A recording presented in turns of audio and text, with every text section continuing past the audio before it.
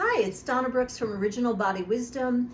And if you are suffering from bladder incontinence, what you need to know is that Kegels are important, and there's a useful way to do Kegels and a not so useful way to do Kegels. There's more information on my website, originalbodywisdom.com. But you also have to know that part of your Kegels is to really activate the sphincter. That is at the base of your ability to urinate. So when you go to the bathroom and you can consciously stop your peeing, that's something that you really have to practice. There are also videos on my website, on YouTube, that explain kind of the delicacy of the sphincter, because we don't need to be gripping. We want to be treating our bodies gently but firmly.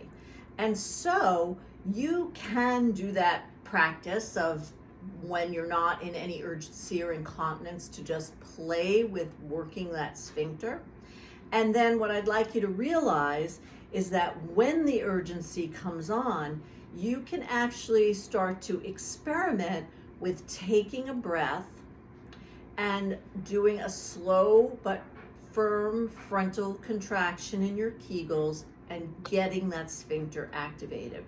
And this will start to retrain your nervous system, because as I discussed in the previous two videos, incontinence has a lot to do with our habits.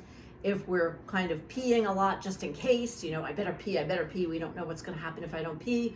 Or on the other hand, it's like, pee, who has time to pee? I'm not going to pee.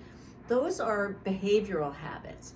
And so part of really working with your incontinence is rebalancing your nervous system so that you can move away from feeling both of these things are really a type of urgency. Like, if I don't do something, it's going to be bad, and if I do something, it's going to be bad.